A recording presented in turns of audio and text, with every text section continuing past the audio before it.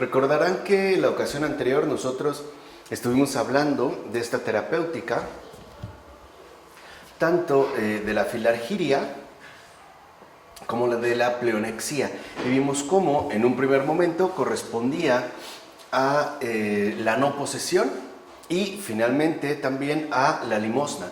Estuvimos ya indagando acerca del significado esencial que contiene la limosna, sus respectivas exigencias, y hacia el final nosotros también empezamos a abordar, digamos, como el perfil más fundamental de aquello que en efecto constituiría este espíritu de caridad, que es de hecho lo que sostiene la limosna. Bueno, habíamos terminado diciendo que cuando uno finalmente se aplica la limosna, es decir, cuando uno se apega con sinceridad a este espíritu de caridad, Dios y el prójimo van juntas, o sea, son prácticamente inseparables. Esa fue de hecho la última afirmación que hicimos la ocasión anterior.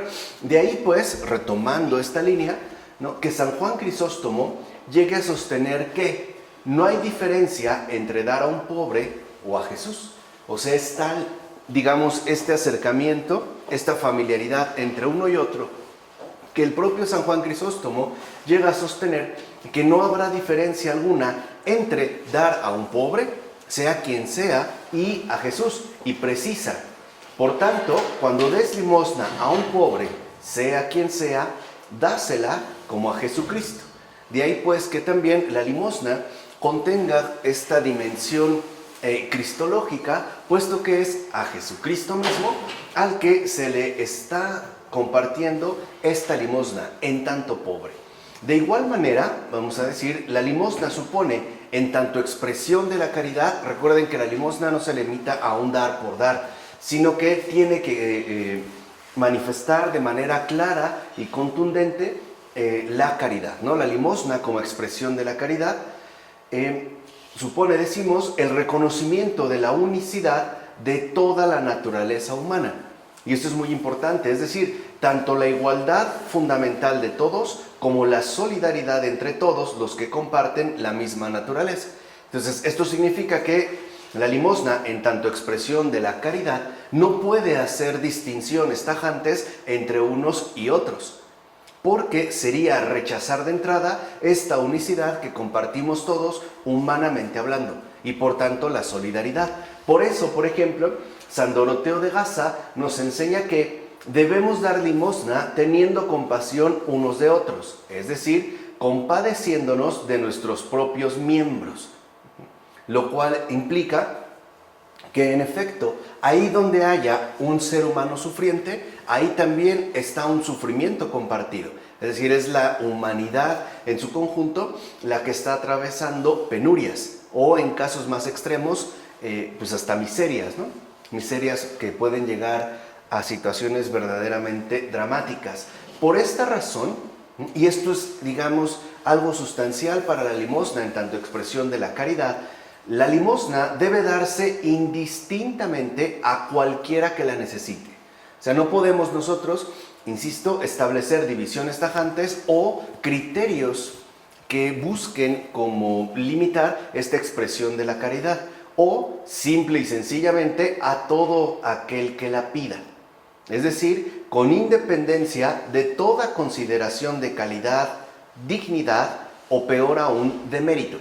Entonces, la limosna no puede verse atrofiada por alguna consideración que nosotros hagamos al respecto, por ejemplo, con respecto al tipo de persona que la está solicitando, o si nosotros quisiéramos sostener qué tan digna es o no de recibir esta limosna, o peor aún, qué méritos ha tenido para poder recibir lo que nosotros le pensamos dar. O sea, la limosna no es un negocio, no es algo que nosotros realizamos basándonos en ciertos criterios específicos, sino que tiene que ser una auténtica expresión de la caridad.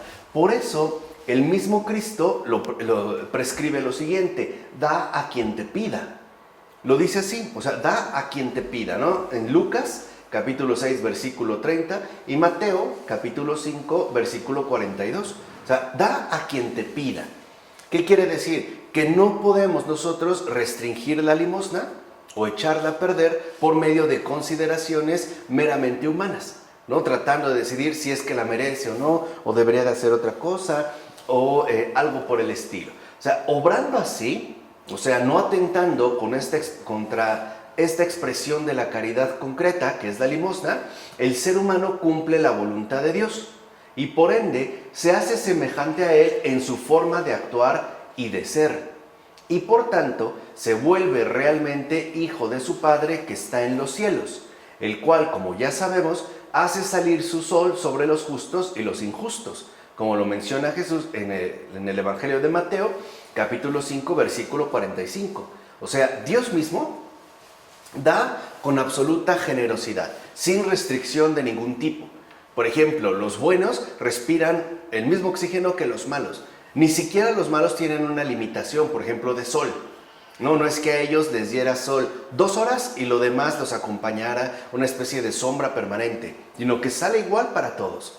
Y eso es en efecto lo que Dios espera de nosotros. O sea, que nuestro modo de actuar y de ser sea en efecto semejante al de Él.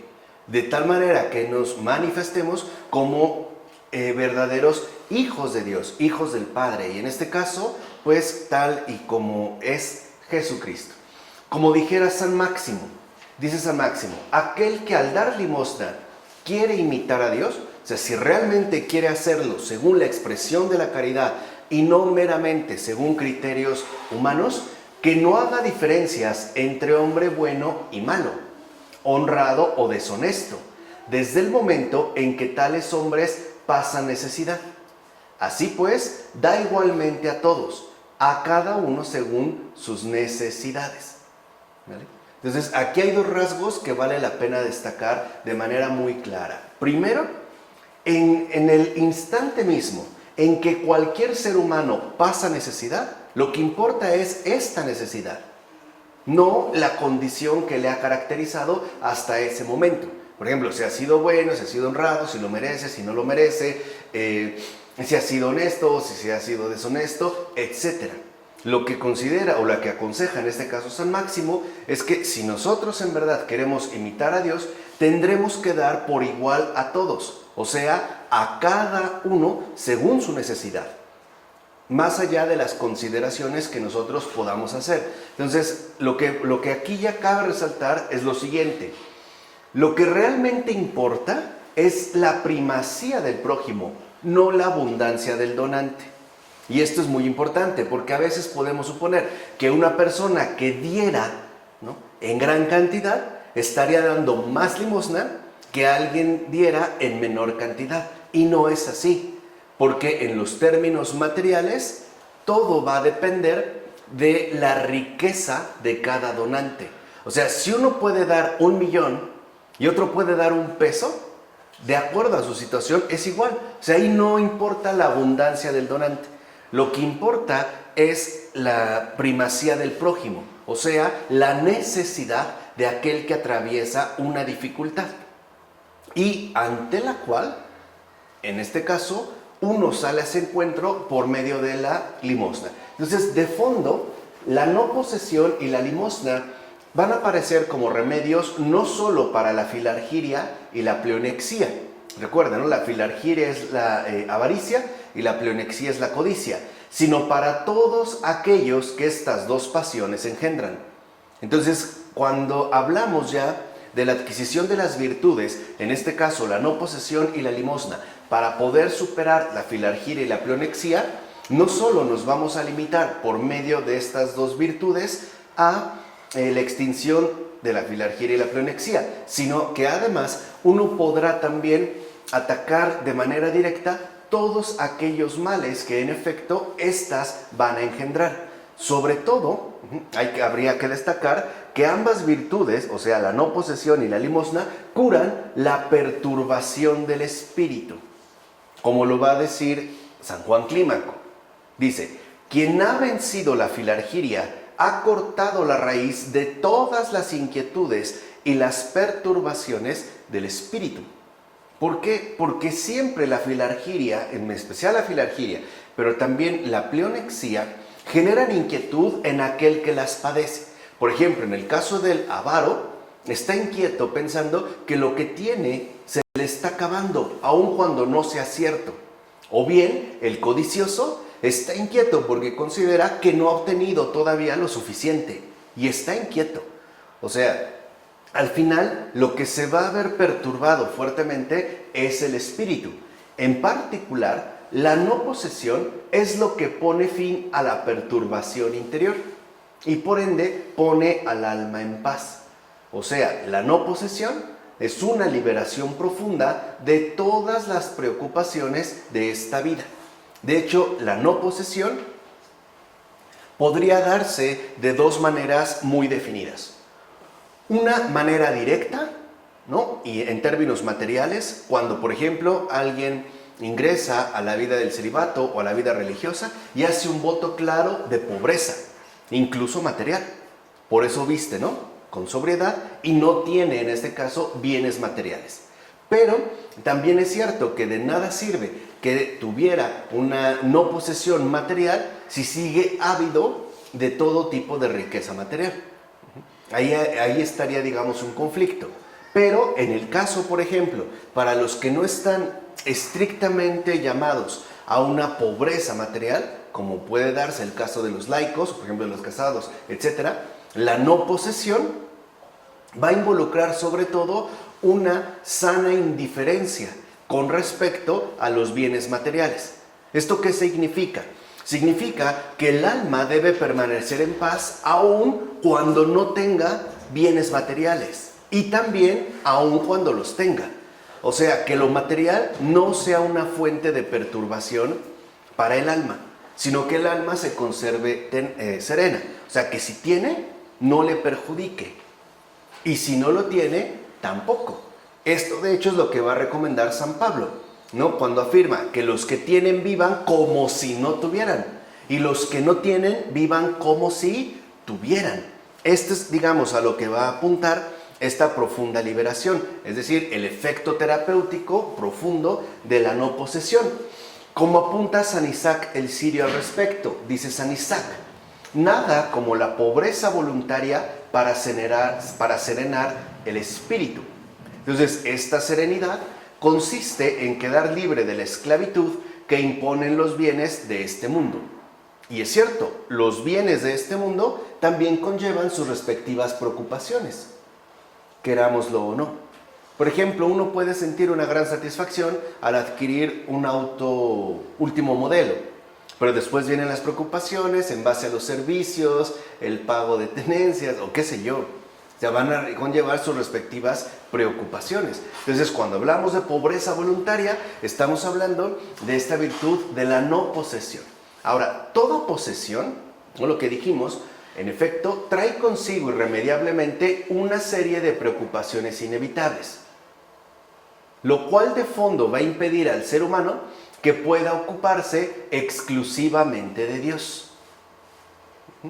A final de cuentas, tal serie de preocupaciones impiden que el ser humano, ¿no?, como dijimos, esté plenamente disponible para Dios. O sea, su apego a los bienes materiales no le van a dejar espacio para poder dedicarse a Él.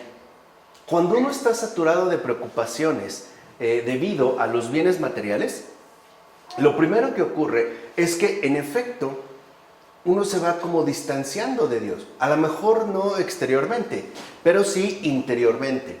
Y lo podemos comprobar en la medida en que la perturbación del espíritu se va intensificando.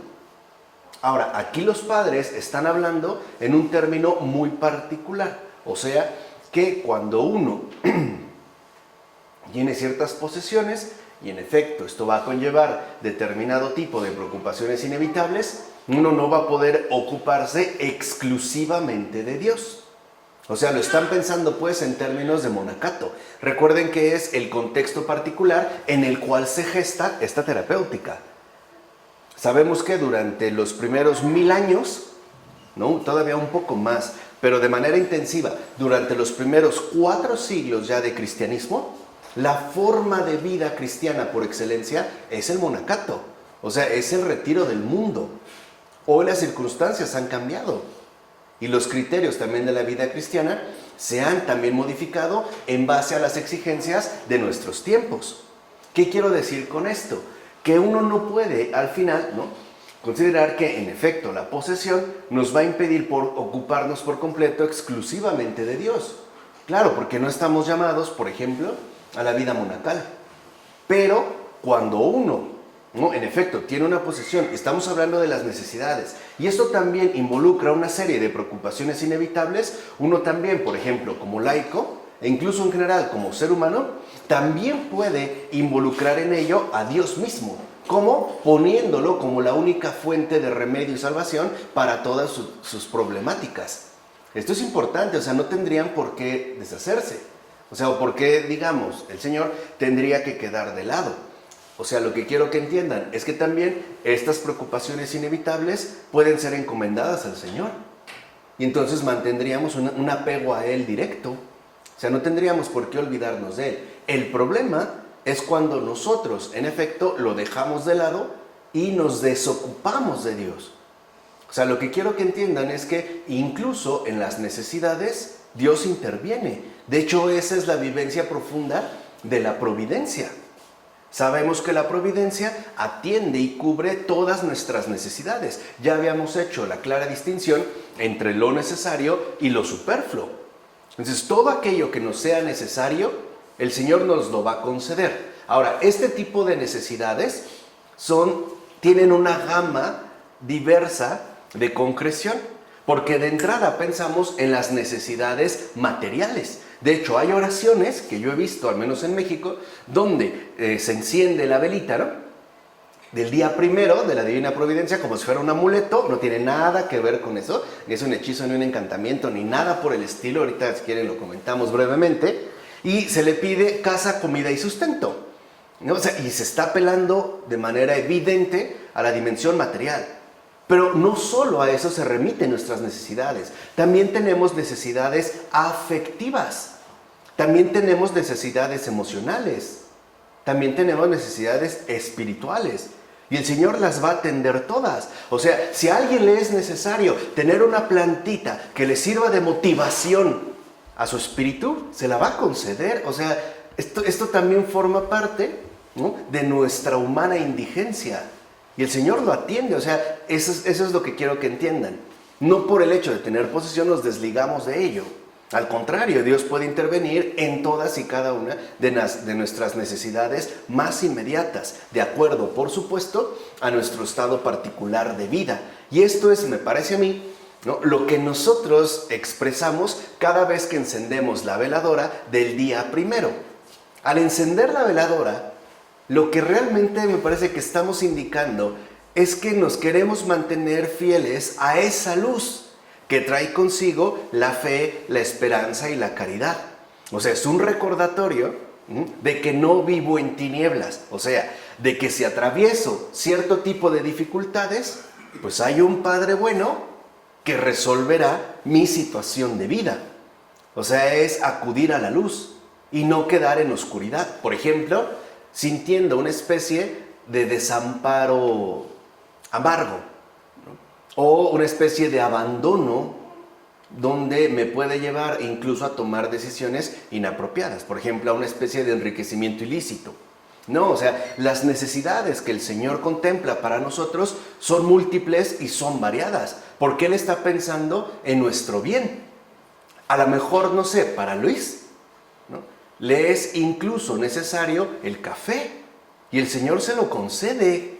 Es algo que de una u otra manera le levanta el ánimo. Y estamos hablando en factores bien cotidianos. A lo mejor otra persona no es relevante, para Luis sí. Y el Señor es lo que toma en cuenta. Entonces, cuando nosotros, en efecto, hablamos de esta completa disponibilidad, ¿no?, lo que me parece es que debemos de abrir un poco más la perspectiva para entender que esta disponibilidad significa el no sucumbir ante las dificultades que atravesemos. O sea, el involucrar a Dios en todo, tanto dándole gracias por lo que nos concede, como suplicándole lo que aún no tenemos. O sea, no habría que haber ahí como una insistencia tan tajante en un ocuparse exclusivo de Dios a la manera de un monacato. Claro que eso se sigue conservando, pero al final sabemos que hoy en día, ¿no?, parece que el movimiento es distinto. Ya no se trata de apartarse del mundo, sino de insertarse en el mundo para llevar la luz. O sea, hoy el monasterio, y lo habíamos visto, ¿no?, ya con Pavel Florensky, pues es el mundo. No es que esté limitado a una cierta construcción alejada, sino que el mundo entero es el monasterio. Y por eso la expresión fundamental de la vida litúrgica no se limita a la celebración eucarística. Claro, esta es su fuente, sino a nuestras formas de vida más ordinarias. ¿De acuerdo? Ahora, así pues, la no posesión, al apartar al ser humano de los bienes sensibles, le permite apegarse más bien a los bienes espirituales según la finalidad de su propia naturaleza. Claro, esto es importante, apartarnos de los bienes sensibles. Pero ¿qué pasa, por ejemplo, con un ser humano, con un hombre casado o con una mujer que tiene familia? Los va a requerir, le van a ser necesarios. Por eso les decía, aquí sí debemos de ser un poco atentos digamos, a los signos de los tiempos, ¿no? En general, para la Iglesia Ortodoxa, esta sigue siendo la vida cristiana por excelencia, la perfección de la vida cristiana. Pero hasta cierto punto es algo bastante restringido, porque está considerando, por ejemplo, un estilo pues, netamente monacal. Cuando hoy sabemos que al menos en Occidente, lo que se ha venido destacando pues, es un estilo más bien laical. O sea, ni monacal ni clerical, sino laical. Y eso va a implicar otro tipo de situaciones muy particulares. Es cierto, los bienes espirituales son, digamos, los propios de nuestra naturaleza. Pero cuando los bienes espirituales están realmente priorizados, o sea, cuando son lo primero, los bienes sensibles se ordenan en relación a estos, no al revés. El problema es cuando para nosotros lo inmediato, es más, me atrevo a decir, lo único, son los bienes sensibles. Claro, esto va a producir una especie de eclipsamiento con respecto a los bienes espirituales. Pero la no posesión, insisto, no necesariamente significa apartarse de manera tajante de los bienes sensibles, sino que es, vamos, la pobreza espiritual. Uno tenga o no lo tenga. Ahora, Cristo mismo presenta el empobrecimiento voluntario como el camino de la perfección que emprenden quienes quieren seguirlo verdaderamente, o sea, quienes de verdad quieren unirse de inmediato y por completo a Él. Esto es cierto, en un sentido, digamos, muy evidente, ¿no? Dice Cristo, si quieres ser perfecto, vende cuanto tienes y dáselo a los pobres, luego ven y sígueme. Lo está mencionando como tal en Mateo 19, 21. Es cierto, esto lo ha dicho el Señor. Si quieres ser perfecto, vende cuanto tienes, dáselo a los pobres. Luego ven y sígueme. Aquí, digamos, ya hay como una indicación muy precisa. Ahora, algo es evidente, no es, en este caso, el llamado que todos recibimos. Al final, si lo que queremos es ser perfectos, o sea, discípulos de Cristo, vamos a tener que vender cuanto tengamos. O sea, todo aquello que yo consideraré como mío, sean mis ideas, mis criterios, también me voy a tener que deshacer de ello. Y aquello que considere mío o lo mío, mi tesoro, pues también se lo tendré que dar a los pobres. Por ejemplo, mi tiempo, mi disponibilidad, mi buen trato, etcétera. Y una vez, ¿no?, ya no viviendo para mí, sino aprendiendo a desvivirme por los demás, puedo regresar y seguirlo. Esto es cierto. O sea, hay que entender pues que hay como niveles, ¿no?, en las palabras del Señor. En cuanto a la limosna, San Juan Crisóstomo la presenta en numerosas ocasiones como un remedio poderoso que permite recobrar la verdadera salud. Dice Crisóstomo, Dios quiere curar vuestra alma mediante la limosna y liberarla así de sus enfermedades. O sea, aquí lo que está pensando el Señor no es tanto la dimensión exterior de lo que hacemos, sino la recuperación de nuestras respectivas, ¿qué?, enfermedades. Es una disponibilidad.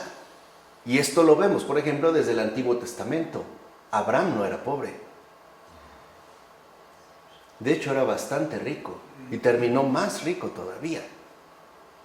No obstante, tiene una pobreza espiritual, porque para él la prioridad es el Señor. Y tiene un propósito, pues, aquello que ha recibido. Vamos, tiene un alma purificada.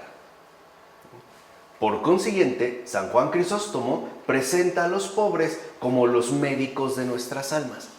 Y esto sí es algo importante de destacar. O sea, cuando uno encuentra un pobre, uno realmente encuentra el remedio que Dios nos ha enviado para curar nuestras almas. Son, digamos, estos remedios poderosos que nos salen al encuentro. Cuando uno da, ¿no? Lo dije la vez anterior, sea lo que sea, uno no hace contraer al otro una deuda. Es uno el que quedó endeudado. De hecho, sin ese pobre, yo no hubiera tenido la oportunidad de hacer el bien.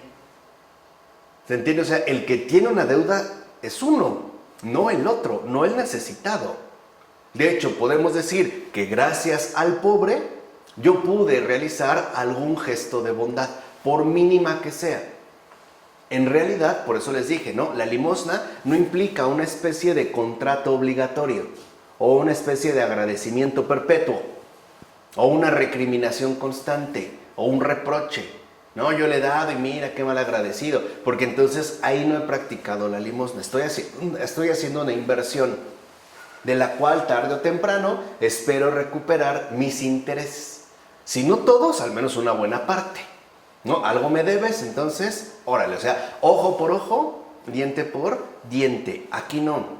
Son los remedios que el Señor nos va a colocar. Ahora, estos pobres son también multifacéticos.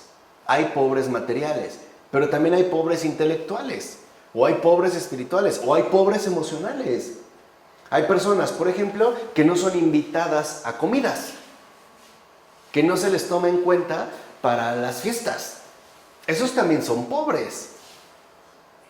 Hay personas a las que no se les invita a ciertos eventos, porque a lo mejor son nacos, como decimos aquí, o no están al nivel. Hay personas que a lo mejor nunca han ido a un cierto restaurante, también son pobres. O sea, entendamos pues esta dimensión amplia que contiene la propia pobreza, ¿no? Y debemos de darle, como dijimos hace un momento, la primacía al prójimo. Y dice en especial el propio Crisóstomo que ellos son los médicos de vuestras heridas y las manos que os tienden son los remedios que os ofrecen. La mano del pobre extendida hacia vosotros es lo que hace desaparecer vuestros males al momento de recibir vuestra limosna.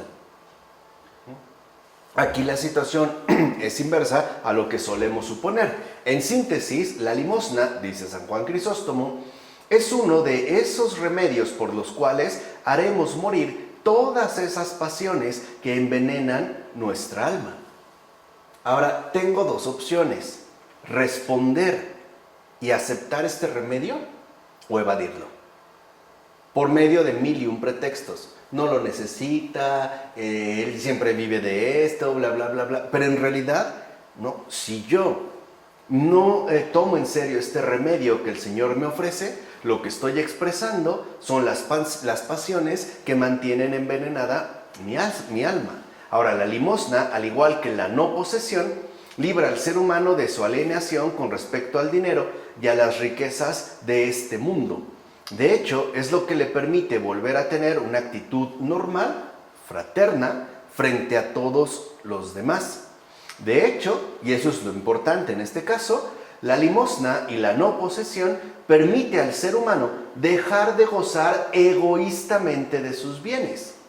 Y por tanto, es lo que le permite volver a ser el intendente de los bienes dados por Dios a todos los seres humanos.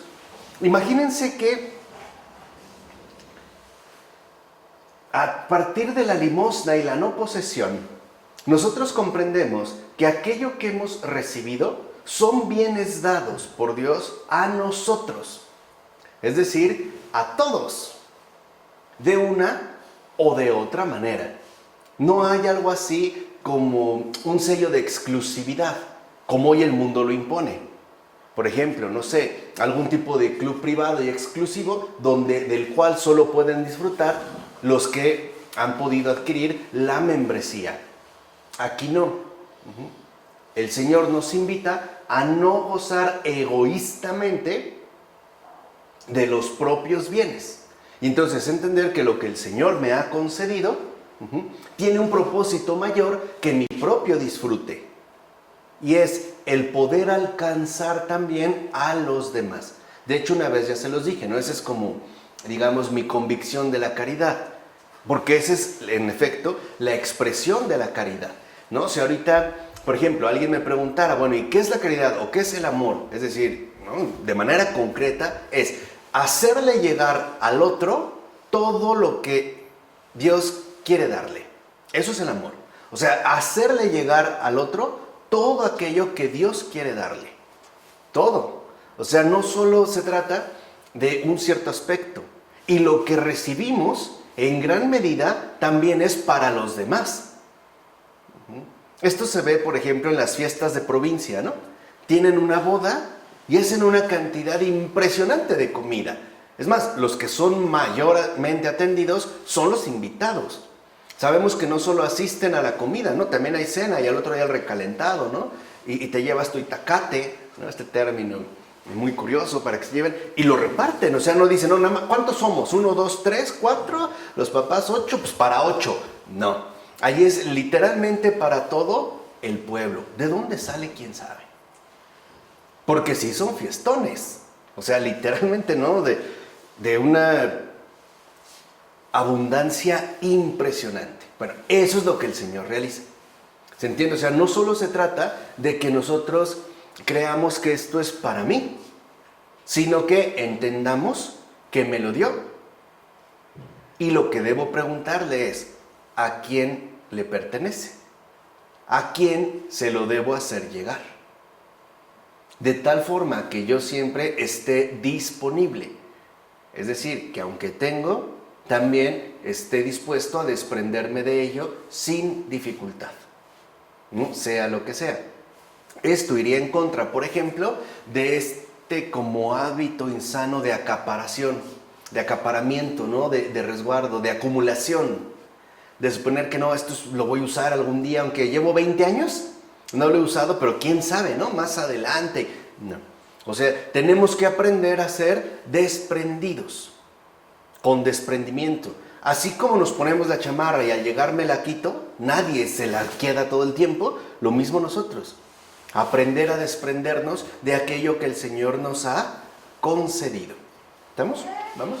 ¿No? Dicho con otras palabras, o sea, a través de la limosna y la no posesión, el ser humano se convierte en el redistribuidor de todo lo que él ha recibido de Dios con este único fin, que es lo que señala Jesús en Mateo capítulo 10, versículo 8. Entonces nosotros recibimos y al mismo tiempo distribuimos. ¿Qué vamos a distribuir? Pues lo que Él nos ha dado. Y que además nos los ha dado con ese fin, ¿en qué? En particular. Con este fin, o sea, hay que entender la dimensión amplia o la riqueza que el Señor ha contemplado. Hoy sabemos que el problema real no es económico. El problema real no es económico, porque riqueza hay y de una manera inimaginable. O sea, el problema no es económico. El problema es filargírico, si lo quieren ver así, o pleonéxico. Ese es el problema. O sea, el problema no es la riqueza. El problema es que no hay distribución de la riqueza. ¿Por qué? Porque no hay espíritu de caridad. Por eso es impresionante que un ser humano pueda llegar a acumular más riqueza que varios países juntos. Un George Soros, por mencionar a una de estas figuras sombrías, ¿no?, de los tiempos actuales, entre otros. Es impresionante la cantidad de riqueza material que puede llegar a acumular. La pregunta es, ¿en serio era así? Es como alguien que viera un río y solamente, ¿no?, lo desviara hacia su terreno, aunque se le inunda, ¿no?, y formara un enorme lago. no permite que llegue esta riqueza, porque recuerden que para el Señor la labor es siempre colaborativa. O sea, Él también cuenta con nosotros. La obra de redención es también con nosotros y es a través de nosotros. Por eso se ha hecho hombre, verdaderamente ser humano. Esto significa que Dios también llega de forma humana. Es más, también atravesando, pues, ¿no?, los rasgos concretos y específicos de la humanidad. Ahora, por otra parte, ambas curan al ser humano de todas las actitudes patológicas que la filargiria y la pleonexia engendran en el ámbito de sus relaciones con las demás personas. Sobre todo, esto es lo que lo libera de su inaceptable insensibilidad, ya que una de las finalidades principales que Dios confiere a la limosna es la de enseñarnos a compadecernos de los males del prójimo. Eso lo afirma San Juan Crisóstomo. O sea que hay algo todavía más profundo. El verdadero sentido de la limosna no solo es dar, ¿no?, como ya lo hemos insistido, sino la enseñanza que ésta trae consigo y que nos permite sensibilizarnos con respecto a toda la serie de necesidades, calamidades, etcétera, que atraviesa el prójimo. A no ser, pues, indiferente, a poder salir ciertamente al encuentro, de tal forma que no invisibilicemos a nuestro propio cuerpo, o sea, a la humanidad en su conjunto. Así pues, practicada con humildad, la limosna elimina todo desprecio por el prójimo e implica, por el contrario, el respeto hacia él. Nosotros tendemos hacia él. Esto significa que la limosna restablece el vínculo de la caridad entre el ser humano y sus semejantes, lo cual contribuye a acabar con la división de la naturaleza humana provocada por la irrupción de las pasiones. Porque seamos sinceros, la riqueza material, ¿no?, que hay en este mundo puede funcionar de dos maneras. Recuerden, ¿no?, los padres han sido muy insistentes que todo depende del uso que nosotros le damos a las cosas. Uno, puede ser que propicie un estrecho vínculo de caridad. Cuando alguien, por ejemplo, en efecto, sale, ¿no?, al rescate de las necesidades de muchos. Se establecen vínculos, ¿no?, de caridad, de cercanía. Aunque, desafortunadamente, lo más común es que las riquezas materiales terminen estableciendo divisiones tajantes entre unos y otros. O sea, las riquezas materiales pueden generar cercanía o distancia, rechazo y división, o por el contrario, caridad y compasión. Va a depender del estado en el que se encuentre nuestra alma. Ahora, la caridad, de hecho, restablece la unidad inicial de la naturaleza humana. Por eso San Juan Crisóstomo afirma lo siguiente. Dice: mirad pues qué útil y benéfica es la limosna. Con ella enseguida las almas se unen. Y añade: ella es quien reúne en un solo cuerpo a todos los miembros de Jesucristo, por muy lejanos que estén unos de otros. Además, la limosna constituye también uno de los principales remedios contra la tristeza, porque la que sigue es la terapéutica de la tristeza. Ya pasamos estas pasiones y la que sigue es la tristeza. O sea, uno de los principales remedios contra la tristeza es la limosna, porque en gran medida la tristeza, por lo regular, suele ser fruto de la filargiria y de la pleonexia. Ya veremos adelantito por qué, pero suele ser uno de los principales frutos, tanto de la filargiria como de la pleonexia. Por otra parte, otro de sus efectos fundamentales es permitir al ser humano recibir de Dios el perdón de sus faltas y, por ende, el beneficio de poder purificar su alma, o sea, ser mejor, ¿no?, de acuerdo a lo que Dios propone. Como afirma San Juan Crisóstomo, no hay pecado que la limosna no pueda purificar, no pueda destruir. Ella está por encima de cualquier pecado y, por ende, es el remedio soberano contra todas las heridas. Y añade: la limosna es el remedio de vuestras íntimas faltas, es decir, la que lava todas las manchas de nuestra alma humana. O sea que también es un medio muy preciso de purificación. Así pues, podemos afirmar que la limosna produce además el efecto de favorecer la oración y de hecho contribuye a hacerla tanto pura como fecunda, porque en general la limosna nutre, fortalece e ilumina al alma y por tanto va a ser para ella una fuente intensa de alegría espiritual. De ahí que no haya como la limosna y la misericordia para hacernos semejantes a Dios. Ya vimos hace un momento el por qué. Lo afirma San Doroteo de Gas. En consecuencia, al realizar de este modo la finalidad de su naturaleza, el ser humano, al que la filargiria y la pleonexia habían vuelto inhumano y hasta bestial, se vuelve de nuevo un ser humano. Esto lo vemos de manera muy clara en Zaqueo, en el pasaje del Señor en Zaqueo, que era jefe de publicanos, ¿no? Un día que Jesús va, ¿a dónde? ¿Alguien se acuerda? A Jericó, ¿no? Va camino a Jericó, y Jericó, para que entiendan un poco el contexto, era la zona rica de Judea. O sea, Jericó era donde estaban los ricos. Ahí vivía Zaqueo, jefe de publicanos. Cuando tiene un encuentro con Jesús, ¿no? Le dice: Señor, ahora yo te prometo que voy a dar, ¿no?, la mitad de mis bienes a los pobres y voy a restituir 4 veces a todo aquel que he defraudado. Esto implica que él ya reconoce que sí se había vuelto, ¿qué?, inhumano y tal vez hasta bestial.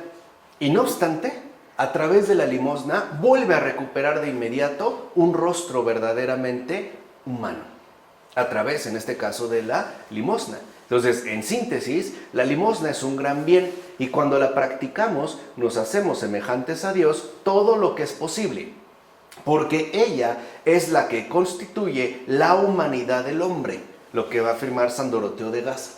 De hecho, esta sería una nueva lección antropológica para estos tiempos. Reconocer que lo que verdaderamente configura lo humano no es un código genético. Esto es parte de lo biológico, del bios. Pero en términos zoéticos, por decir esta palabra, lo que constituye nuestra verdadera humanidad es la expresión de la caridad. Eso es lo más humano de la humanidad. Es la vía en la cual se puede restablecer la humanidad del ser humano.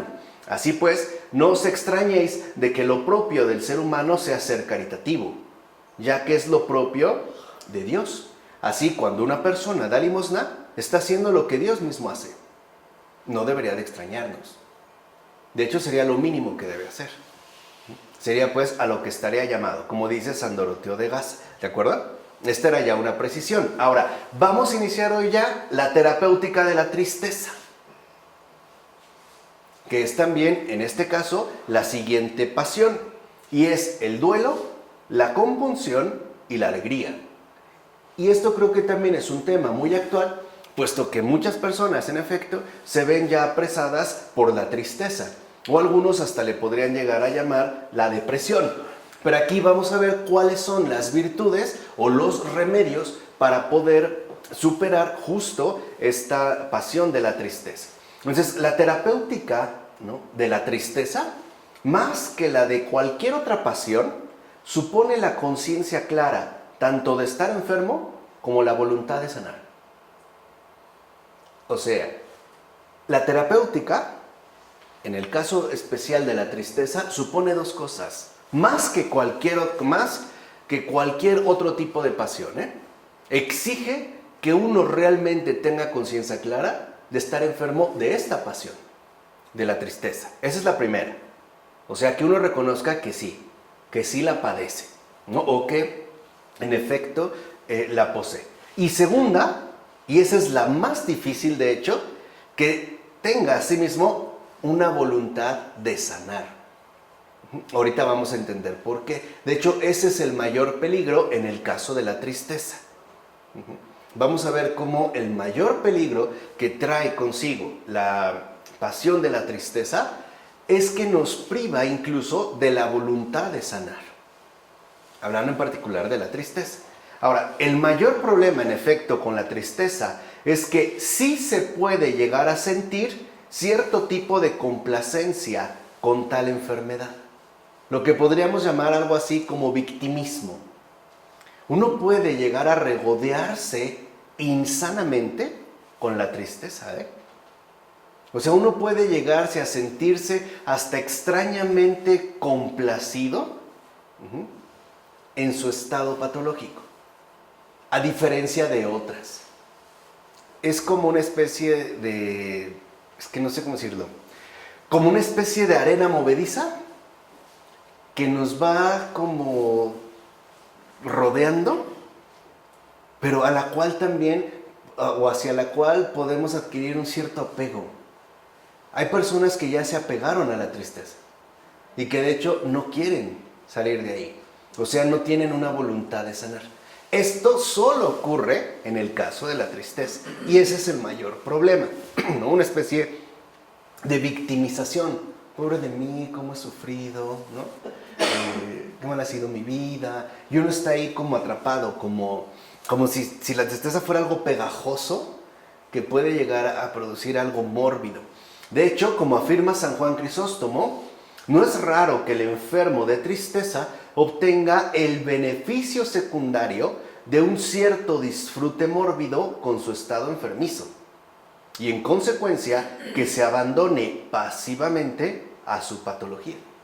Este es el mayor problema con el enfermo de tristeza. O sea, puede llegar a tener un cierto disfrute mórbido con ese estado enfermizo y por lo tanto puede llegar a perder casi por completo la voluntad de sanar y dejarse hundir, ¿no? O llevar pasivamente por esta patología. De hecho, sí es posible morir de tristeza.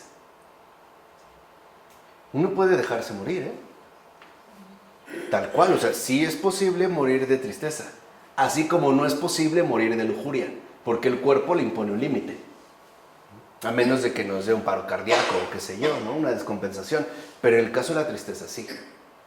Porque la tristeza nos va como consumiendo y nos va quitando poco a poco esa voluntad de sanar. Ahora, esto suele ocurrir incluso sin que el paciente se dé cuenta.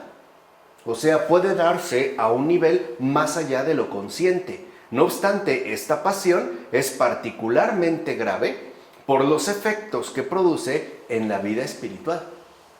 Entonces, claro que aquí hay un peligro muy latente, pero lo que aquí queremos destacar es la gravedad que esta enfermedad de tristeza trae con respecto a los efectos que va a producir en la vida espiritual. Por eso San Juan Crisóstomo insiste en la necesidad que tiene el enfermo que padece esta pasión de querer y desear ser curado. Eso es indispensable. Si el enfermo de tristeza no desea ser curado, no puede realizarse una terapéutica. O sea, tal vez no quiere, pero aunque tenga un mínimo deseo, algo se podría hacer. Pero si ya está, ¿no?, como bien ensimismado en esta patología, es realmente muy complicado. Dirá Crisóstomo, es muy útil para disipar la tristeza afligirse profundamente de ella. O sea, lamentar el estado en el que me encuentro y no como promover un cierto disfrute mórbido. O sea, que sí es necesario tener el deseo de rechazar la enfermedad, al menos como un deseo, como sentir una cierta repugnancia por esa tristeza que me está como envolviendo de manera continua. Ahora, lo que hay que destacar es que, por supuesto, la tristeza puede tener diferentes causas. No hay solo una. Esto es lo general de esta enfermedad, ¿no?, de la tristeza. Nos puede seducir en términos mórbidos y, por lo tanto, llevarnos a un abandono pasivo. O sea, que perdamos el deseo de curar. O sea, que nos incapacite incluso para rechazar la enfermedad. Esto se ve ya en casos depresivos severos, en personas que ya literalmente se dejan consumir por la depresión, a tal grado que ya se vuelven, incapaces de ir al baño y se orinan, ¿no? O se hacen el baño en la cama, o sea, ya no, ni siquiera es más, ni siquiera les molesta el olor, o ni siquiera lo ven como algo que cause alguna molestia, ¿no?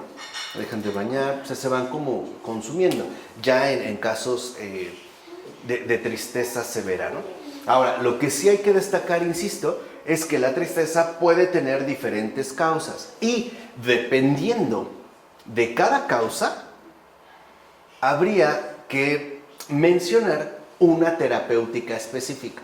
Aquí al menos los padres van a destacar 3 causas principales, 3 o 4, pero que pueden ser también como referentes amplios para atender otro tipo de situaciones, en la medida en que estén más o menos cerca de esta causa. Pero en primer lugar, ¿no?, lo que habría que destacar es que la primera causa posible de la tristeza, y es de hecho la más frecuente, la más recurrente, es la frustración de un placer presente o esperado. Y por consiguiente, la pérdida de algún bien sensible. O sea, en síntesis, se trata de la frustración de un deseo sensible, o bien la decepción de una esperanza terrenal. Pongamos ejemplos muy particulares. Si yo me veo privado de algún placer presente, lo más probable es que experimente frustración debido a la privación de este placer presente, o que por lo menos esperaba. No sé, esperaba con ansia irme de vacaciones, pero por XY ya no lo pude hacer, entonces viene frustración y lo que viene a continuación es ya la tristeza. Y que también va a estar profundamente vinculada con la pérdida de algún bien sensible.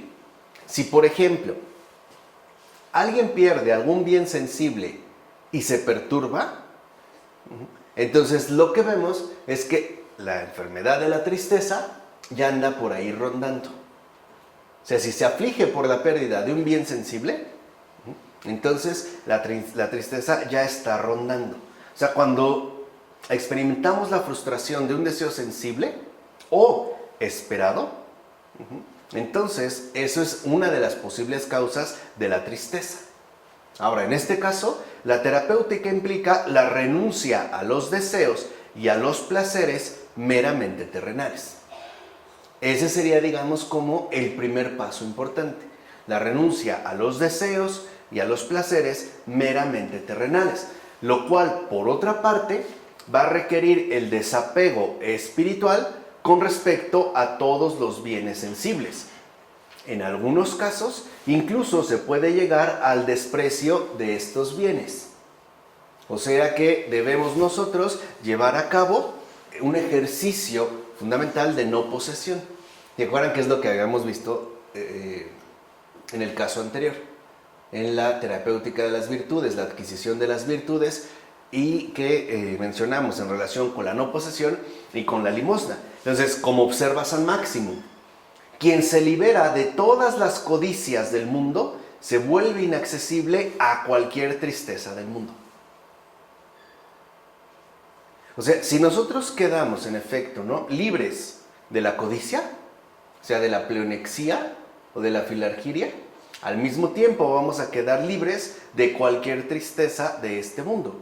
Porque la codicia, dijimos, no solo va a traer consigo, dijimos hace un momento, perturbación del espíritu, sino que también va a engendrar tristeza. Por ejemplo, tristeza por lo que no tengo o bien por lo que he perdido. En un sentido netamente terrenal. Por eso va a aconsejar San Máximo: contra la tristeza, desprecia los objetos materiales. O sea, practica o ejercítate en el desapego espiritual, o sea, en la no posesión. Cuando una persona tiene un apego particular a los objetos materiales, de una o de otra manera se va a ver expuesta a la tristeza, sea lo que sea. Por ejemplo, hay personas que se ponen muy tristes porque su sofá que tanto cariño le tienen ya no sirve. Y los puede entristecer, un sofá. O porque no encuentran a lo mejor sus aretes especiales de no sé qué y se entristecen. O sea, eso es debido al apego, ¿no?, en este caso, indebido a los objetos materiales. Entonces, la tristeza se produce en tanto frustración de un determinado placer, ya sea presente o bien esperado. Imagínense que una persona espera, no sé, ir a cenar a la casa de fulano de tal y de repente, pues ya no se pudo hacer. Muy probablemente, eso le genere tristeza. ¿Por qué? Porque es efecto de una frustración. De hecho, es imposible rechazar a este enemigo si tenemos un apego apasionado a uno u otro de los bienes terrenos. Además, no olvidemos que todos los bienes materiales son caducos. Y tarde o temprano, querámoslo o no, van a pasar. Entonces, cuando se frustra un deseo presente o esperado, será causa de tristeza. Ahora, en todo caso, y esto es fundamental de destacar, este enemigo, la tristeza, extiende sus amplias redes para producir sus efectos precisamente allí donde ve que se dirige nuestra humana inclinación. A ver, esto es muy en serio y es muy delicado, porque aquí lo que vemos es que este enemigo, es decir, esta fuerza demoníaca, se va a concentrar ahí donde vea que nuestra inclinación humana está más fija. O sea, por donde nos puede producir mayor tristeza. Para muchas personas, su inclinación más fija son los hijos. Y por ahí es donde les llega toda la tristeza. Por ahí, ¿eh? O alguien puede ser que la tristeza le llegue por el apego que tiene a su condición corporal. Y de repente empiece a ver el deterioro inevitable que trae consigo el paso de los años. Y entonces se empieza a entristecer, porque se da cuenta de que ya no tiene el vigor de antes, o porque ha ido perdiendo la juventud, o el cabello, o la memoria. Hacia allá, donde vea pues el demonio que nuestra humana inclinación más se concentra, por ahí se va a extender sus redes para producir ¿qué? Tristeza. Vamos a poner otro ejemplo común. A lo mejor una persona ha puesto una inclinación muy especial en el cuidado de una flor, de una orquídea exótica que, no sé, solo florea una vez cada 15 años. Y la ha cuidado 14. Y de repente pasó un gato y se la comió. Es posible que se vea llena de tristeza, de frustración y de ira y de enojo. ¿Pero por qué? O sea, ¿por qué? Por la humana inclinación que nosotros desarrollamos con respecto a ese bien material. Hay personas que se entristecen mucho, ¿no? Dependiendo el tipo de humana inclinación que han ido desarrollando. Como dice San Máximo, el que ama el mundo se entristecerá muchas veces. Pero el que desprecia los placeres del mundo no será perturbado de ninguna manera por los pensamientos de tristeza. Y aquí hay una clave que parece que en efecto, ¿no?, San Máximo nos da como de pasada. Generalmente, por lo regular, lo más común, lo más frecuente, es que la forma específica que asume esta pasión sea por medio de pensamientos. O sea, la tristeza, la mayor parte de las veces, siempre se transmite a través de pensamientos. Y son pensamientos de tristeza, es decir, de aflicción. Hay personas que se entristecen de pensar cuando se vayan a morir, por ejemplo. Hoy no, si ya cuando esté grande y no puedo comer, voy a causar molestias, no quiero preocupar a mis hijos. ¿Ni ha ocurrido eso? Y ya está casi al borde del llanto. Eso es patología, porque son pensamientos de tristeza. O no, ¿te imaginas qué sucedería si de repente Dios no lo quiera, nos contagiamos del coronavirus? Eso es patología, porque son pensamientos de tristeza. O sea, de hecho lo único que hacen es propagar la aflicción. Entonces hay que tener mucho cuidado, porque la tristeza se especializa en transmitirse a través de pensamientos. Pueden ser pensamientos a lo mejor banales, pero que llevan su respectiva dotación de tristeza. Por ejemplo, ¿qué le vamos a dejar a nuestros hijos? Se va a acabar el agua. Ya no vamos a poder tomar el sol en la playa. Va a haber cáncer, no sé qué, ¿no? Se va a acabar. O sea, todo eso son pensamientos de ¿qué? De tristeza, de tristeza, de tristeza, de aflicción. Así, por lo regular, funciona. Puede ser una idea mínima, pero los efectos se irán produciendo. En mi opinión, el Facebook es un gran nido de tristeza, es un semillero de tristeza, pero muy fuerte, porque en efecto excita y promueve muchos pensamientos de tristeza. Por ejemplo, alguien que es súper apegado al Facebook y empieza a stalkear, ¿no? O andar de chismoso y chismosa donde nadie le llamó. Entonces ve la foto de una amiga de primaria y ve que la amiga de primaria se acaba de tomar una foto afuera de la Torre Eiffel en París. Y yo no conozco París, ¿no? Ella que era tan mala y mira qué bien le va y viaja y yo no salgo de Xochimilco, ¿no? No he ido más que a Cuernavaca y esta viaja. Pero son pensamientos de ¿qué? De tristeza. Lo mismo Instagram. Unos cuerpazos, ¿no? Fitness que vemos y yo con mi panza, no puedo bajar, no sé qué, no sé qué. En serio, cuidado. Son redes. Y no son redes sociales, son bien antisociales. Crean un montón de discordia, de chismorreo, de habladuría, de veneno. Son redes bien antisociales, no son sociales. Es más, tan antisociales que tú decides si aceptar o rechazar la invitación. Justo lo que habíamos dicho hace un momento. Ay, no, esto está muy naco. Bye. ¿No? Este se ve bien, aceptado. Ay, no, esto está horrible. Ay, este sí me gusta. Ay, este me conviene. Esto no me conviene. O sea, pura mundanidad, de verdad, ¿eh? Pura mundanidad. Pero bueno, solo me quiero centrar en la cuestión de estos pensamientos de tristeza. Es más, cuando los jóvenes especialmente no terminan y entran al Facebook o al perfil del ex o la ex y ven que está en una fiesta sonriendo, el primer pensamiento es, esta la está pasando súper bien y yo súper mal. Y se deprimen, ¿eh? Se caen. O sea, ven a esa persona con una foto, con una cerveza en la mano y es la más feliz del mundo, ¿no? Y de ahí vienen más pensamientos de tristeza. Claro, porque nunca me quiso, ahora está mejor sin mí, ¿no? Y pues ya está saliendo con otro, a ver, busco, ¿no? Ha estado en una relación, empezó los mensajes, hola guapo, hola guapa, y más pensamientos de tristeza. Cuidado. Mi consejo es, usen las redes sociales para lo estrictamente necesario. No estén tonteando, porque el demonio saca partido. No estoy diciendo que sean demoníacas, entiendan. Estoy diciendo que ese es un buen medio para producir muchos pensamientos, ¿qué? De tristeza. A veces vemos fotos, ¿no? Y nos generan pensamientos de tristeza, hasta complejidad, ¿no? Nos acompleja.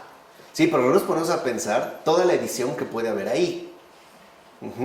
No solo Photoshop, ya hay muchísimos filtros. Y hay quienes son expertos en generar engaños visuales, ¿no?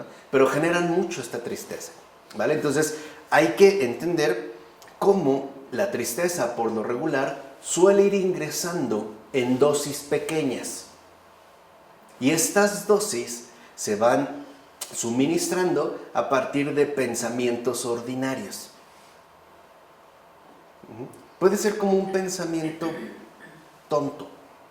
Por ejemplo, a lo mejor salgo de mi casa y veo que mi vecino ya estrenó un nuevo carro. Y yo sigo con mi misma carcachita. No la puedo cambiar. Eso, que pudo parecer inofensivo, ya dejó un poquito de ¿qué? De tristeza. Poco a poco. Pero acuérdense, el problema con la tristeza es que nos va enganchando hasta que nos quite el deseo de sanar. ¿Vale? ¿Vamos? Ok, entonces de fondo, el ser humano que está sometido al mundo no solo está ávido de bienes materiales, sino que igualmente está ávido de honores y de reconocimiento mundano. Y esto también es importante. Ahí también el Facebook, Instagram, se prestan bastante. No solo ahora tengo bienes materiales, sino que igualmente los manifiesto para obtener reconocimiento. Hoy en día les llamamos likes, pero son los honores mundanos, likes.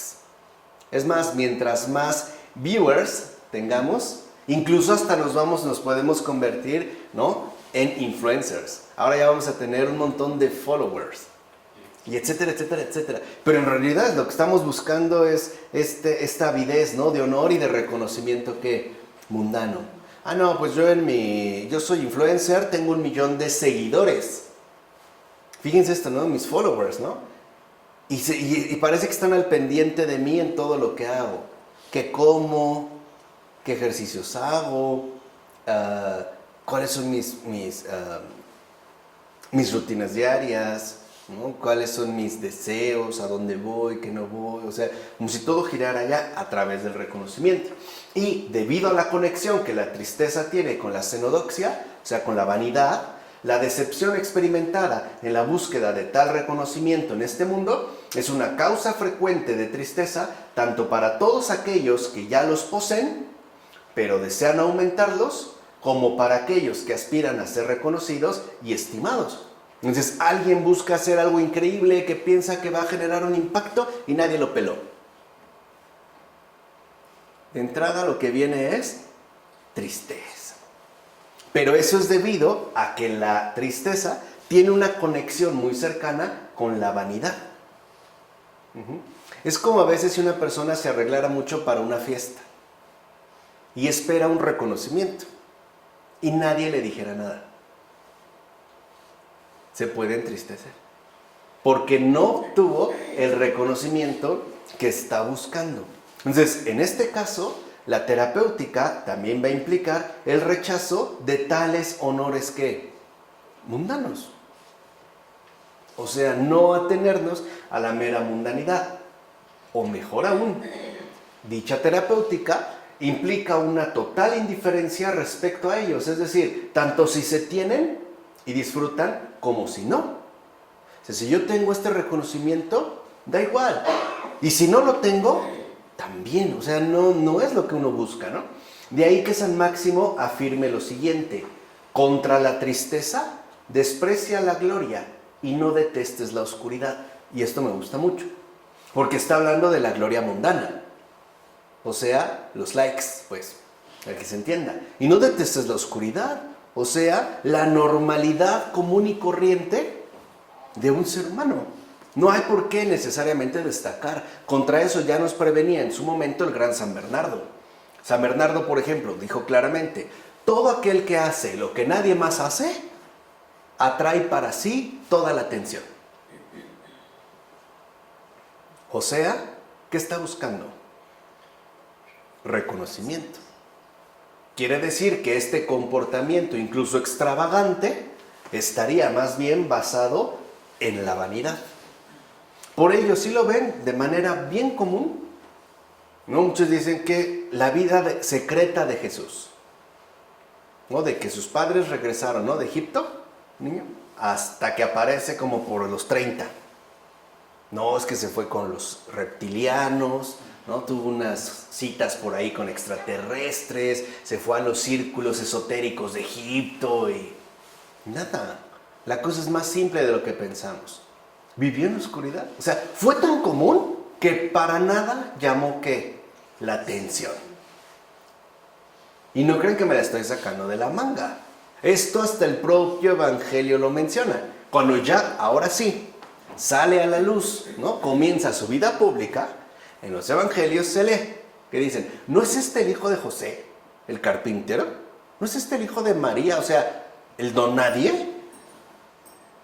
O sea, en ningún momento detestó la oscuridad, o sea, la normalidad, el no buscar el reconocimiento. Porque cuando buscamos el reconocimiento mundano, los honores, etc., nos exponemos fuertemente a la tristeza. Si, por ejemplo, yo estoy empeñada en que mi esposo o mi esposa reconozca todo lo que hago, voy a vivir bien triste. Si yo estoy empeñado en que el mundo entero se dé cuenta todo lo que hago y nadie me valora, voy a acabar bien triste. Y eso es parte de la mundanidad. O sea, como dice San Máximo, ¿no? Despreciar esta trampa mundana y no detestar la oscuridad. O sea, vamos, vivir o tener una vida común y qué, y corriente. Llega o se da el reconocimiento, gracias. ¿No llegó? Tampoco, o sea, tampoco habría por qué esperarlo, ¿no? Esto creo que se ve muy bien en los grandes artistas. No sé, un gran escritor puede tardar años en escribir una novela. A muchos les llegó la fama de manera póstuma y no por eso se detuvieron. Hoy en día sí, ¿no? Por eso tenemos tal inundación de basura en las librerías, bestsellers. Lo que buscan es un éxito inmediato, un reconocimiento, ¿no? Las obras maestras tienden a extinguirse cada vez más debido a la inmediatez, pero antes no se buscaba. Van Gogh, que hoy en día es tan famoso, ¿no? Tan reconocido. Es más, sus cuadros están evaluados como los más caros del mundo, al menos algunos. En Zapata, los girasoles. En su vida nunca vendió ni un solo cuadro, ni uno. Y los pocos que supuestamente vendió, ahora ya se sabe que en realidad quien los compró fue su hermano, para que no se entristeciera, ¿no? Para que no se sintiera tan mal. Oye, ¿ya vendiste un cuadro en serio? Ah, qué bueno, pero él los compraba y los guardaba. Los iba ahí guardando, ¿no? No, o sea, no es algo que uno esté empeñado en conseguir. Entonces, ¿quedó clara la primera causa? ¿Sí? Segunda, una segunda causa de la tristeza no está en aquellos que nos han molestado o ofendido, sino únicamente en nosotros mismos. Veamos a qué se refiere esto. Entonces, si lo ven, la primera causa es una frustración. La segunda causa está en nosotros mismos. Ahí es donde tendríamos que detectarla. Y además, donde tendríamos que, en efecto, afrontarla en nosotros, no aquel que nos ha lastimado u ofendido. De ahí que poner fin a toda relación con las personas no pueda constituir una terapéutica adecuada ni sana. O sea, hay personas que dicen, ay, es que esta persona, ¿no?, me entristece por su vida, entonces lo mejor es que voy a romper la relación con ella para mantenerme tranquilo, ¿no? Ya no le voy a hablar a nadie, me voy a mantener al margen y no sé qué. No va a servir. Por el contrario, el trato frecuente con el prójimo es aquello que nos permite obtener una curación más rápida y eficaz que la mera soledad. Esto también hay que tenerlo muy en cuenta, ya que dicho trato, o sea, el trato frecuente con el prójimo, es la prueba real que nos confronta directamente con las dificultades que están en el origen de la tristeza experimentada. O sea, número uno, para curar la tristeza es necesario el trato frecuente con el prójimo. A la tristeza le beneficia mucho el aislamiento. De hecho, una persona que padezca tristeza, lo que menos debe hacer es aislarse. Y si lo ven, o lo hemos experimentado de una u otra manera, cuando llegamos a estar tristes, lo primero, como que de manera automática deseamos, es estar a solas. No es como aislarnos. Bueno, este aislamiento no ayuda en nada, ¿eh? Al contrario, perjudica bastante en el caso de la enfermedad de la tristeza. Ahora, la curación entonces no es el aislamiento, sino el trato frecuente con el prójimo. Y esto por dos razones particulares. La primera es que gracias a este trato, nosotros nos vamos a poder confrontar de manera directa con nuestras propias dificultades. O sea, podremos darnos cuenta realmente qué es lo que nos está afectando. Y por ende, la segunda razón, es lo que nos va a permitir, este trato frecuente, detectar de dónde está brotando la tristeza que experimentamos. O sea, nos va a poder, a través del trato con el prójimo, nos va a poder hacer visible en dónde está el origen de la tristeza que sentimos. A solas nunca lo vamos a poder descubrir. Al contrario, el problema para el que está enfermo de tristeza y recurre al aislamiento es que se va a ver invadido y atormentado por un montón de pensamientos tristes. Y ahí es muy difícil, de hecho yo me atrevo a decir, A solas es imposible que alguien logre salir de la tristeza.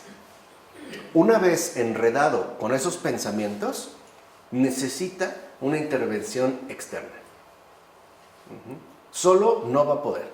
Dijimos, nos va como enredando, ¿no? Como enredando, hasta que literalmente nos doblega.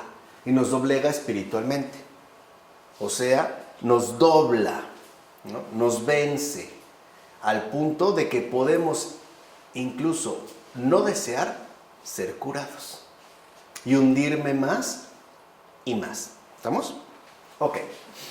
En efecto, sin estas dificultades, entonces se corre el riesgo de que nuestras deficiencias se vuelvan inconscientes, o sea, que pasen desapercibidas, y por tanto, que sigan actuando y manteniendo al ser humano hundido en la tristeza, que es lo que busca. O sea, la tristeza lo que busca es, en efecto, ¿no?, seguir hundiéndonos más y más, a través de que no fomentemos el trato frecuente con el prójimo y que por lo tanto no seamos capaces de reconocer cuáles son las deficiencias que nos están perjudicando. Ahora, por otra parte, esa es una, ¿no? Sabido es que el recuerdo de las injurias, el resentimiento, el rencor y en general todas las consecuencias de la ira no suelen apagarse espontáneamente, sino que se conservan a largo plazo. ¿Se entiende? O sea, a lo mejor yo ahorita me enojé y las consecuencias de la ira y se me pasó. Sí, pero se me pasó por encima. Pero por dentro algo quedó. Hay personas que son bien rencorosas o bien resentidas. E incluso una ofensa mínimamente recibida no la olvidan fácilmente. Así haya sido algo irrelevante, ¿vale? Y vamos a entender cuáles son las implicaciones. En este caso, más bien, todos estos efectos tienden a desarrollarse de un modo sordo pero intensivo, que a fuerza del recuerdo y la imaginación, se fortalecen y expanden a la manera de un veneno ponzoñoso que poco a poco va a terminar por enfermar el alma entera, que es justo el propósito de la tristeza. Apoderarse por completo del alma, pero poco a poco. Poquito. Este sí es como un suero. Este es como por goteo. ¿Han visto, no? En el suero. No lo meten de golpe, ¿no? Sino que es poco a poco, gota a gota. Por eso San Juan Casiano escribe que la tristeza forma parte de esas pasiones que, curadas por la meditación del corazón y por una vigilancia prolongada, asimismo son curadas por el trato frecuente con los hermanos y su constante provocación. Y cuanto más a menudo se manifiestan las perturbaciones y son rechazadas, más pronto conseguimos curarnos de ellas. O sea, que en la medida en la que se manifiestan las perturbaciones en mi alma, ¿no?, gracias al trato con el prójimo, más pronto las voy a poder rechazar. De otra manera, no podrían salir a la luz. Entonces, en esta perspectiva, los padres recomiendan no solo no estar resentido contra aquel que nos ofende, sino que incluso debemos considerarlo un benefactor. O sea, ni siquiera estar resentido o molesto, sino considerarlo un benefactor. Espiritualmente hablando, entendamos, ¿no?, a qué se refieren. Todo aquel que nos injuria, o sea, todo aquel que nos causa una aflicción, que nos hiere, que nos lastima, quiéralo o no, es como un médico indirecto que opera la salvación de nuestra alma. Por eso algunos padres suelen indicar que incluso deberíamos estar agradecidos con ellos. Tienen razón, pero no es algo que se consigue de inmediato. Es algo que sí se logra, sí, pero poco a poco. Porque estamos hablando de una experiencia determinada. No, dice, si uno de tus hermanos te injuria o te aflige de algún modo, recomienda a un anciano, reza por él, pensando que te procura grandes beneficios. Porque opera de modo indirecto la salvación de tu alma. O sea, te está indicando, quiéralo o no, en dónde es que radican tus deficiencias. ¿Cómo estás reaccionando tú? Y ahí es donde encontramos esa causa de la tristeza en nosotros mismos. O bien, como afirma otro anciano, este apotegma me gusta, dice, si un hombre recuerda que alguno le ha afligido, perjudicado o insultado, debe acordarse inmediatamente de él como de un médico enviado por Cristo y considerarlo un benefactor. Pues si tú te afliges en estas circunstancias, es que tu alma está enferma. ¿Se entiende? O sea, no es el otro. Soy yo el que está mal. ¿Cómo me doy cuenta? Por mi reacción, por las perturbaciones que en mí se han generado. ¿Se entiende? Entonces es como un método indirecto para poner al descubierto mis propias deficiencias. Por eso los padres van a insistir que sí se le debe de llegar a considerar incluso un benefactor. Dice este anciano, ¿no? Ese apotegma. En efecto, si no estuvieras enfermo, no sufrirías. O sea, si no estuvieras enfermo, no te hubiera ¿qué? Afectado en lo más mínimo. Pero si te afectó, te perturbó, entonces ahí hay algo que debes atender. Por tanto, debes dar gracias a este hermano. Gracias a él es que conoces mejor tu enfermedad. ¿Se entiende? O sea, no se trata, me parece que en el programa de AA, por eso hablan de la responsabilidad. O sea, no se trata de culpar, se trata de hacerme responsable de lo mío, de lo que a mí me toca. Gracias al otro, pude conocer mejor mi enfermedad, que a lo mejor había pasado desapercibida. A lo mejor yo no me había dado clara cuenta de que sí soy rencoroso. ¿Cómo me di cuenta? Porque cuando otro me insultó, me injurió, me lastimó, yo sentí una perturbación que incluso se ha mantenido a la manera de una especie de molestia interior, un resentimiento, y que se puede ver reflejado en el trato que ahora mantengo. Por ejemplo, ya no queriendo tener trato con esa persona o mantenerme lo más alejado que posible. ¿Se entiende? Entonces, es gracias al otro que pude ver dónde está mi deficiencia. Claro que no es cómodo ni agradable, pero sí es un bien. O sea, a nadie nos gusta, pero sí es un bien. ¿Qué dice este anciano? Decía que este apotegma me gusta mucho. Dice, así pues, reza por él y recibe lo que de él procede, aunque no te guste, como remedios que el Señor te envía directamente a ti. Es un remedio que el Señor te ha mandado directamente a ti. Entonces, cuando digo que el otro ya me hartó, en realidad es porque estoy evadiendo lo que a mí me corresponde. O sea, no estoy aceptando los remedios que el Señor me está enviando directamente a mí. Dice, si por el contrario te enfadas con Él, es como si le dijeras al propio Jesús, no quiero recibir tus remedios, no me interesa. O sea, tanto como si le dijera, aléjate de mí, ¿no? Aléjate de mí, o sea, mantente lejos. Entonces, en cualquier caso, algo que es evidente es que hay que perdonar al ofensor. Ahora, dicho perdón implica en concreto tanto abandonar el rencor como dar pruebas de benevolencia y caridad con él. Los dos aspectos. Estamos hablando de un perdón concreto, no de un perdón meramente dicho, ¿no? De dientes para afuera. Uno es abandonar el rencor y dar pruebas de benevolencia y caridad con él. Dice, y será sobre todo rezando por el agresor como podremos realizar tal actitud benevolente y por tanto acabar con la tristeza. ¿Te sientes triste por lo que alguien te hizo? Reza por él. Eso es lo que realmente te va a ayudar a acabar con esa tristeza. Como explica San Máximo el Confesor, tristeza y rencor van a la par. Por consiguiente, si el espíritu experimenta tristeza al representarse el rostro del hermano, esto es prueba de su enfermedad. ¿Qué necesitaría entonces el enfermo? Rezar por aquel que por medio del recuerdo le sigue produciendo aflicción. ¿Se entiende? O sea, ahí todavía hay algo que hay que sanar. Añade, ¿sientes tristeza contra alguien? Por lo que te dijo, por cómo te trató, por etcétera, reza por él y quebrarás el impulso de la pasión, pues la oración purifica de toda amargura el recuerdo del mal que este hermano te ha causado.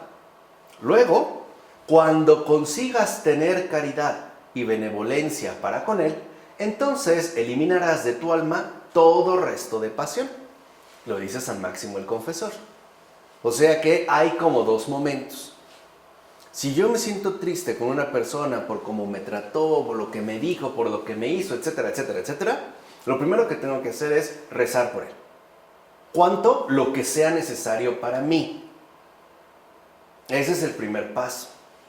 O sea, en la medida en que en mi alma se va como disipando poco a poco la amargura contenida.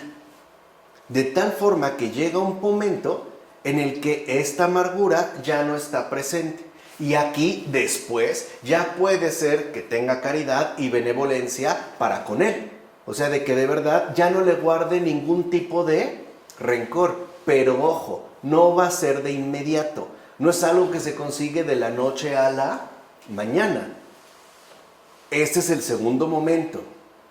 Primero es rezar hasta que esta amargura desaparezca. Ya después es convivir.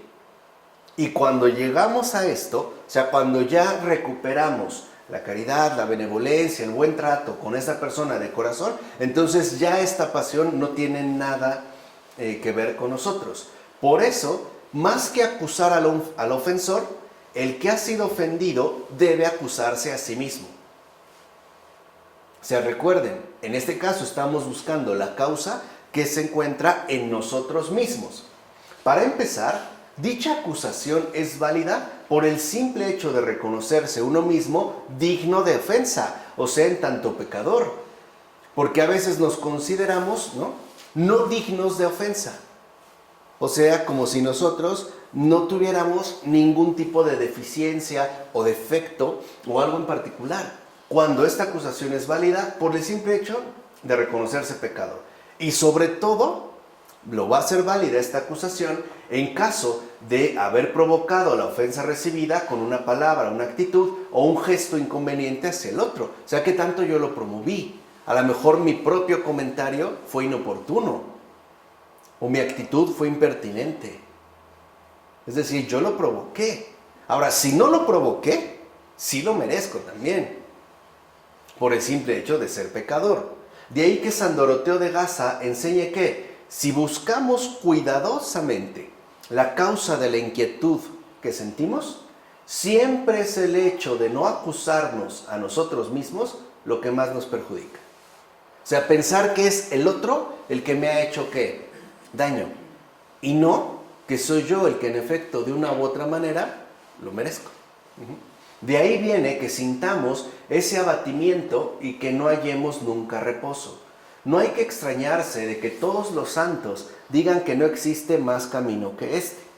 Si no vamos por esta vía, o sea, de la acusación propia, no dejaremos nunca de hacer sufrir y de sufrir nosotros mismos. En cambio, qué alegría, qué descanso disfruta todo aquel que por donde quiera que va se acusa siempre a sí mismo. A este, por ejemplo, si le sobreviene un daño, un ultraje o una pena cualquiera, se juzga a priori digno de ella y por tanto ya no se perturba. ¿Acaso hay un estado más exento de preocupaciones? ¿Por qué me va a afectar? Si yo estoy ejercitándome en el reconocimiento primario de lo que soy. ¿Se entiende? Esto es algo que también tendríamos que ejercitar. Sería parte también de nuestro perfeccionamiento espiritual. Hoy me voy a detener aquí, porque ya vimos la terapéutica de la tristeza y estas dos primeras causas. Sobre todo vale la pena, me parece, ¿no? Les dije, la más frecuente, la más común, es la primera. Dijimos, debido a la frustración, ¿no?, de un deseo presente o futuro esperado. La segunda causa está en uno mismo. Y aquí es donde hay que entender que a veces, en efecto, me puedo sentir muy triste porque no me considero digno de haber recibido este maltrato. O sea que ahí también faltaría humildad. El soberbio siempre se expone a la frustración y por lo tanto a la tristeza. Pero cuando uno, ¿no?, se da cuenta de que en efecto, antes de acusar al otro, la acusación la dirijo sobre mí, de entrada la tristeza no tiene cabida. No tiene pues por dónde entrar. Le bloqueamos por completo el camino. Por eso hay que entender, o más bien tratar de ejercitar de manera constante, este estado exento de toda preocupación. Ya no se trata de culpar al otro, sino de culparme a mí, decir, bueno, pues sí, la verdad, sí, o sea, ¿no?, tal vez no lo merecía en esta ocasión, pero yo también me he pasado de lanza, como decimos aquí, ¿no? Es que cómo me gritó, sí, pero yo también le he gritado a otra persona. ¿Se entiende? O sea, esto lo neutraliza, porque en efecto, para que la tristeza logre irse apoderando de nosotros, siempre va a aventar, ¿no?, una acusación hacia afuera, haciéndonos creer que no lo merecíamos. Y esto es lo que desproporciona las cosas, es lo que nos entristece. Entonces, no darle cabida aquí y alcanzar este estado exento de preocupaciones, poco a poco. Veremos que hay una tercera causa, pero eso lo veremos la siguiente ocasión. En nombre del Padre, del Hijo, del Espíritu Santo. Amén.